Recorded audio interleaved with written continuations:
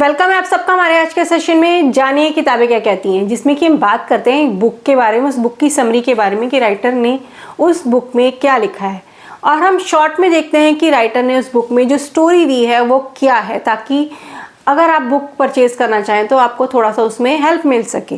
तो इसी सीरीज़ में हमारी जो आज की बुक है वो है चक्का जाम। इसके जो राइटर हैं गौतम चौबे जी इसके जो राइटर हैं, और ये जो है 350 रुपये इसका MRP है। और ये बुक आपको ऑनलाइन मिल जाती है, डिस्काउंट पर मिल जाएगी। मैंने ये बुक जो है वो वर्ल्ड बुक फेयर से ख़रीदी थी। बुक आप ये देख सकते हैं, ये इस तरह से बुक है। और इसके जो पब्लिशर हैं Radha Krishna paper bag publisher हैं इसके। और जैसे पीछे से देख सकते हैं आप, ये बुक की इस तरह से है।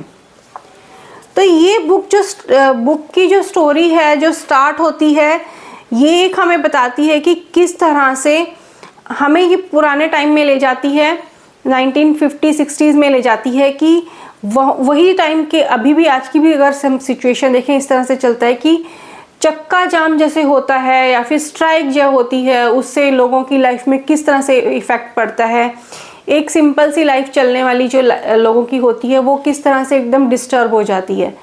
और इसका जो इस बुक का जो हीरो है वो है देवानंद। और देवानंद के नाम पर ही उसके भाई ने, उसके फादर ने उसका नाम या वो देवानंद रखा था, तो वो खुद से भी यही बोलता है। और इसका जो भाई है वो हरीश है, और इसकी जो वाइफ का नाम है वो है माधवी। इसमें ये कैरेक्टर है और इसका एक फादर है। और इस देवानंद के एक फ्रेंड है लाल नेपाल नाम करके, और उसके और भी बीच बीच में बहुत सारे कैरेक्टर्स इस बुक में जो है वो जुड़ते जाते हैं।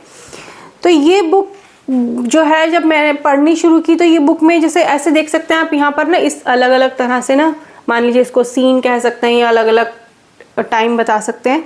तो ये इस तरह से शुरू होती है कि जब ये पैदा हुआ था तो इसको लगता है ये जिस दिन पैदा हुआ उस दिन गांधी जी की डेथ हुई, तो उसको लगता है कि वो इसका एक श्राप है कि उसको वो जब भी पिक्चर देखने जाता है तो वो पिक्चर देख नहीं पाता है। और कई बार वो पिक्चर अगर देख आता है तो वो या तो वो पिटता है। तो वो पिक्चर इसमें जो स्टोरी चलती है वो बीच बीच में इसके फादर रंगून गए थे, वो वहाँ की भी स्टोरी बताते हैं।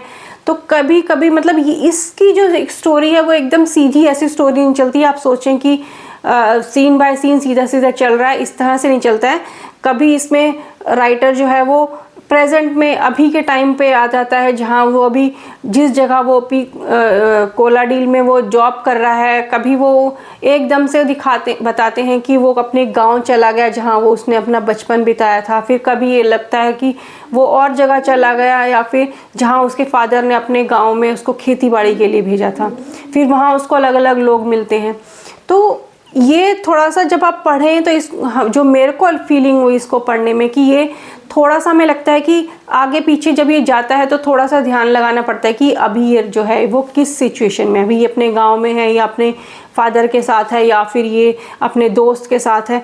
तो ये हमें पढ़ते टाइम हमें जब ये पूरी क्यूरियोसिटी बनाकर रखता है ये नॉवल जो है लास्ट तक, कि इसका भाई बीच बीच में बताते हैं कि मर गया जिंदा है, वो किस है या नहीं है, वो लास्ट तक आपको वो क्यूरियोसिटी लगी रहेगी एक।